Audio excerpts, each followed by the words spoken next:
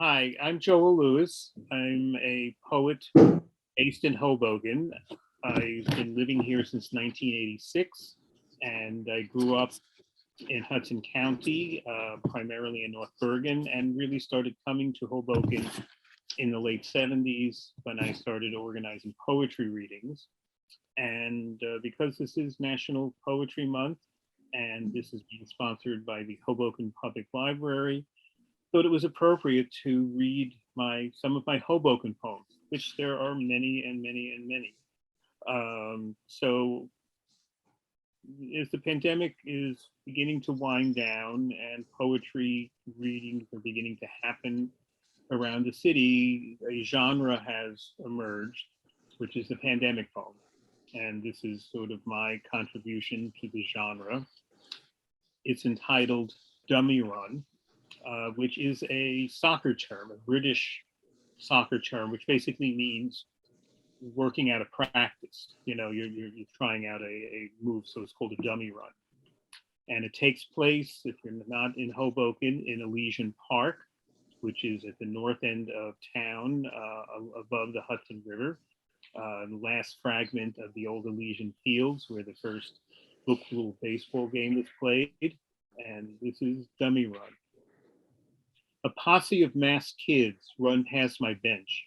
The dads garb them in matched paisley bandanas, urging, give the adults some space, which is me scribbling.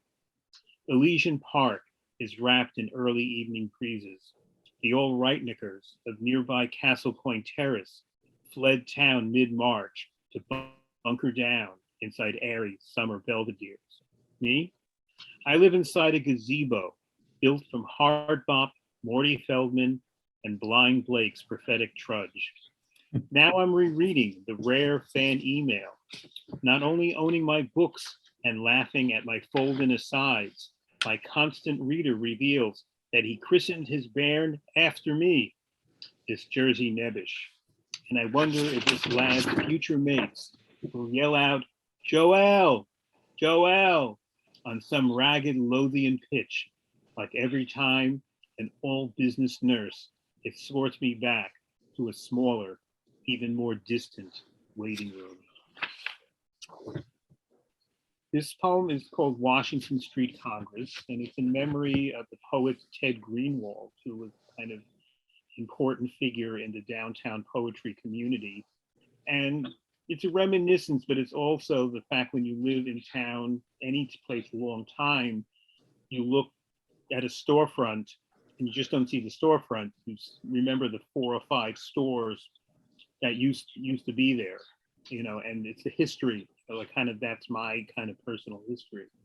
So this is called Washington Street Congress, which if you don't come from this area is the main drag in town. I'd urge you to go to the the Hoboken Historic Museum, where they're now having a show about Washington Street called The Avenue. Hmm. Washington Street Congress. Don't hand me your cultish aesthetics. No more talk about the election forever. That has been lashed deep into the asphalt. I can't talk about Gramsci and the social today. You see, my laundromat has shuttered. Goodbye, absentee Belarusian owner and her tattooed crew of Latinas. Natalia, it took me 6 years to finally get the pun you placed in the name of your corner suds palace. Wash on wash. And here I am, staring into a shadow box filled with idle machines. Now I wave to a cat in a cage next door at the Hoboken Animal Hospital. This handsome blue point seeks a forever home, and it rightfully ignores me. The wife's allergic, and so adios and good luck, Tibbles. Now proceeding downtown, going past sidewalk cafes full with non-despicable people enjoying a starless August evening. I paused at the papered over Mexican restaurant that we loved, which suddenly shut down. The owner of Phenomenon Cafe next door speaks with a hush about money problems.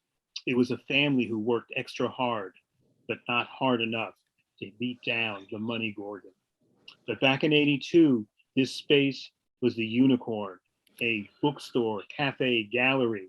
And I ran readings alternate Mondays. And one evening, you came out to read. crossing the Hudson in your version of ancestral immigrant passage. It exhausted you. You needed a Marlboro before you could go on. Who are you reading with? Probably some local guy with a serious face. Disillusions is also an illusion. Did you say that? We are natives of here, complete with stars, space junk, Cessnas, and promotional blimps on Washington Street ceiling. You know, I thought too much back then. You had trouble reading your poems with the art opening upstairs in full commotion. There are some sick people carrying on too much tonight, you muttered, before setting out on your short and cutting out on your short set. You signed my commuter battered copy of Common Sense. You didn't look forward to the eastbound return to Cocoon Manhattan, even though I assured you twice that the Hudson tubes ran all night. So I won't get stuck here? Nope. So a bunch of us very local poets walked you down our ennui-stained main stem and got you on the uptown service, waving farewell as the door closed. People tended to speak in full or nearly full sentences back then. In the future, people will just speak in wisecracks and live in homes with burnt toast. And this is the poem Ringer is written sort of in the late 70s before I moved here, but I was coming here a lot for readings. And it's really describing what Hoboken, Washington Street, late at night, even after 10, just dead. There's just nothing, just quiet. All the biggest sounds were the buses coming down the streets. So this is a poem called Ringer. Tonight, Hoboken is peopled by absent men. Their bare feet speak of betrayal, their world a walk to dreams where nothing gets invented. I hear a pocket of 30 cents paradiddle my thigh. That sum will birth me into Manhattan's late night bookshops, into the realm of friends now asleep. Taming construction delays me on wide, silent Washington Street as a cafe's copper pot reflects the moon's new forehead. I take my stand with the stray mutts inside this rosy night flesh of spring and resume my search for your herringbone jacket, passing the soft green outline of Sam Sloan's statue. And Sam Sloan's statue used to be much closer to the train station, and now it's sort of tucked in a corner, kind of hard to find. This is called Hoboken in Advance of the Sunset, and it's an earlier poem, and it's in my first book. We have this here, which is called House and Movie, and the illustration. Move this in. I don't know if the reflection's going to kill it.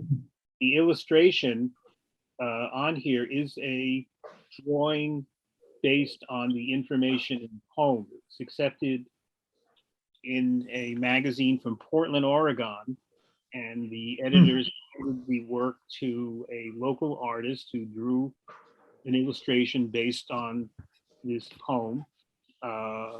She told me she'd never been east of the Mississippi, and unfortunately, in the publication of the book, the illustration got lost because I would have loved to have it sitting in the house. The German bakery mentioned in this poem is now Carlos, the cake boss, which had been. So this is called Hoboken in Advance of the Sunset. Needless and undefined dimensions limn my stride of jazz's intuitive process and the voluptuous latitudes that tame a city. The ancient air flails above my head, and the menu for Washington Street seems a utopia of muscular teens, aging young mothers, and one old German bakery still absorbing City Hall's wail in its strudelful pains. The quiet tension of mass isolation plays against the slanting presence of late afternoon's light. The stoplights change in chronic order, while a blue domino pizza wagon burns rubber out towards the lowlands of Frank Sinatra Drive, as my thoughts swerve towards my funhouse reflection in an old woman's glasses. Twilight creeps above the Yardley neon, boosted by Lindy's fierce petrol Scirocco. We like it like that. I arrive to listen, the reticent world's sense of the fabulous. And this is another poem dedicated to a the deceased friend, Sheldon Biber, who was when I first came into town, he had been there for many years, and legendarily, he had an apartment where he paid $35 a month in rent, which is about the same price that his landlords were charging after World War II. They just didn't think it should be charged anymore. And this is called the Old Crowd. What happened to Sheldon? Sheldon, whose stand-up poetry routine would crack up poets and the well-read civilians, but left Jersey's vox populi unmoved. Sheldon took to summer Manhattan streets, doing his bit on Bleecker and Thompson, catching the crowds from the village gate and the bitter end. He paid his rent and survived that way.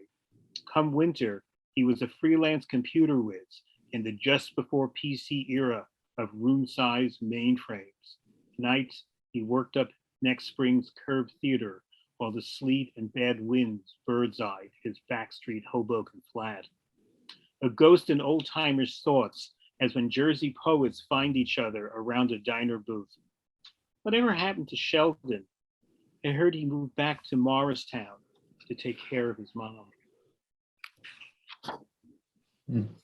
And this is called At the Poetry Stacks of the Engineering College Library. We are a college town, although it doesn't really look like a college town because the kids go to class too much. Like I think it's 5 days a week, 4 days a week at Stevens. So you don't see them much on the streets, but there is a big old engineering school, the first one in the country, and it's gotten bigger and bigger since I've gotten here. And this is called At the Poetry Stacks at the Engineering College Library. When I first moved to town, I used to like to go up and sit underneath the Alexander Calder mobile and read or do work. The end of the poem with the King Kong reference is from, as a child, they reissued the novelization of the King Kong movie, which was published in 1932. And the opening paragraphs talk about this tramp steamer being in Hoboken and this kind of whole discussion about Hoboken against the lights of Manhattan. At the Poetry Stacks of the Engineering College Library, 2 volumes of the early Rodney Kuhn, a hardback Untermeyer anthology, Ted Berrigan's Many Happy Returns, H. Sullivan, class of 44, short but succinct, poems about bridges, Amiri Baraka's Black Magic poetry, purchased when it had to be purchased, as probably the case of Alicia Ostriker's songs. Stevens, Williams, Zukowski, and take one short step, and we're in metallurgy. Then downstairs past the determined all-nighter students, and then under the mobile constructed and donated by Stephen Tech's own Alexander Calder, class of 14, and finally outdoors into the rain on Castle Point, and a mix of concrete steam and full city roast breeze from Maxwell House's plant below upon the Hudson shore, and directly upon the site of Elysian Field, where the first book-ruled baseball game was played in 1846, and not all that far from the pier where Carl Denham set sail from to find King Kong in an exotic far ocean on Outer Skull Island, his nervous and frightened crew smothered in an avalanche of chatter. That's the way I feel right now, which is just a walking halt on the way to work. The 126 bus pulls away from the 6th Street stop, half a block ahead of me. So I continue walking down the Hoboken's main stem towards Hudson Terminal with Don Cherry's Complete Communion through headphones and the many empty storefronts as snack food for the eyes. The dead pay no rent, I think, but reflecting on perpetual care, decide that's not really true. A homeless man breaks up my in-house forum with a simple sales pitch, good presentation. I fork out the fare I saved, sauntering, and receive the standard God bless you on this Easter Monday, Ted Berrigan's favorite non-legal holiday. A faint unease engulfs me as every step takes me closer to my desk at work. At last Friday's supervision, one of my watchful superiors queried, "What would you really ideally be doing right now?"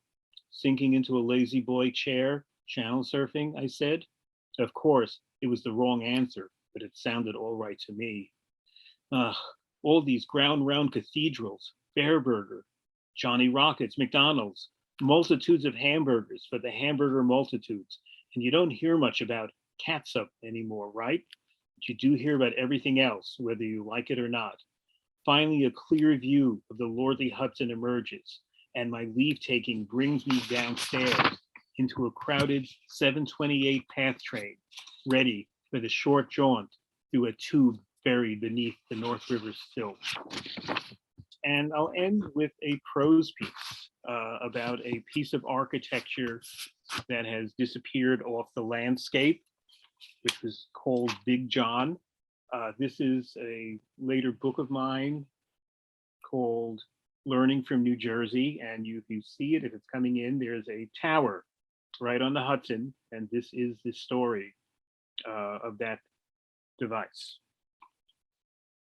Big John.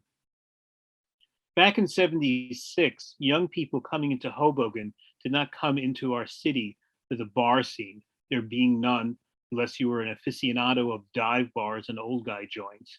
And the only restaurant of note, the Clambroth House, attracted an older crowd who seemed pulled in more by nostalgia than by gustatory innovation.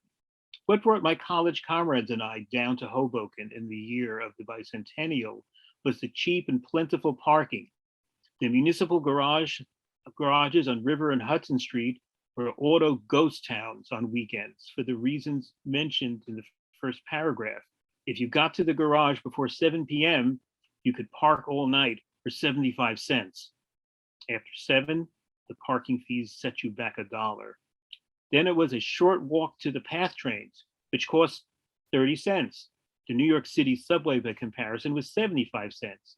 The only place we ever stopped by in Hoboken was Schaefer's Diner, directly across Hudson Place from the PATH. The counter staff were walking definitions of the word hard-boiled, and their many tattoos seemed like a Popeye cartoon gone amok than any coming trend. I always ordered the lima bean soup, Saturday's eternal soup of the day. We got to the parking lots by heading down 14th Street, past the still open Bethlehem shipyards on Hudson Street, and left at the Maxwell House coffee plant along River Street, now Frank Sinatra Drive. As we passed along the big curve in the road, just before the road bore right and turned into 4th Street, I was intrigued by the huge green tower right off the Hudson and below Stevens Tech's main campus. Architecturally, it was undistinguished and seemed abandoned, so it fit in with the rest of the waterfront, full of collapsing piers, railroad tracks to nowhere, and no access to the river unless you were desperate and dumping a body into the brackish North River. It was only on one of our last excursions before graduation, I think my gang of lefty compañeros were off to see Bernardo Bertolucci's epic 1900 at the Public Theater, that a friend of ours, joining us for the first time, looked at the green sentinel out the passing window of my friend's Mustang and said, "I have a friend at Stevens, and he says that all the toilets in America are calibrated from this tower. He says they flush rubber turds down the tower that sets the standards for all the crappers in the USA." Leave it to my friend Artie of Lodi, New Jersey, to create a sentence weighted with the words calibrate and crapper. I tucked that factoid way into my walking encyclopedia way of knowing as the gang in the car went back arguing the merits of Chairman Mao's three-world theory. Over the years, they've accumulated further factoids about that green Solon below Castle Point to create a cubist portrait of Hoboken's version of an Easter Island Moy. I was first told by Hoboken painter Tim Daly that the dirty green monolith was fondly called Big John by Stevens students. When they got tired of that nickname, they sometimes called it the Royal Flush. Big John only looked like it was built in the Great Depression era. Actually, it went up in '72 and was erected by the American Standard Company as part of a project sponsored by HUD. The engineers at Castle Point have no truck with monoliths or moys. They prefer that you call it a vertical water pressure testing lab. In its period of operation, the building housed 44 toilets that were flushed in a cycle by a computer system to determine the effects that different combinations would have on the drainage system. And it was true. Rubber pellets were part of the operation. When the pellets were flushed, the pellets were gathered in a basin at the foot of the tower and were eventually lifted to the top to begin its Sisyphusian labors. Though the project was deemed a success and helped the plumbing industry better refine its product, cuts to HUD ended the project after only 5 years of operation. In later years, Big John was used for storage, laser experiments, and measuring river currents. Indicative of the change of Hoboken from gritty city to its present gentrified condition, Big John stood in the way of the waterfront promenade and was thus demolished. The charm of Big John was that its mysterious function was a local's little joke and secret. Back in the 80s, River Street was a rutted path of maritime detritus which few locals really ventured out to unless they were tossing the aforementioned body or a hot gun into the Hudson. Now we have a pier with upscale snacks. You can get on a ferry, jet ski, or get aboard a diner cruise. There are 4 parks, one of which once hosted Bob Dylan. Goodbye, noble crapper. Give us back the ugliness and rubber turds of another time. And thank you for watching and listening. The end.